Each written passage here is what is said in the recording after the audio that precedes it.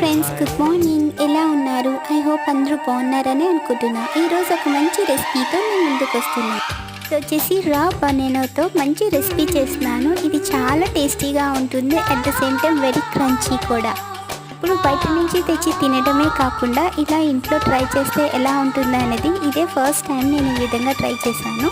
ఇది very quick and సింపుల్గా ఎలా చేసుకోవాలనేది వీడియోలో చూస్తారు. క్రిస్పీగా రావు అని చెప్పేసి నేను ఎప్పుడూ ట్రై చేయలేదు, బట్ ఇది ఫస్ట్ టైం నేను ట్రై చేశాను. చాలా క్రిస్పీగా వచ్చాయి, at the same time very టేస్టీగా కూడా వచ్చాయి.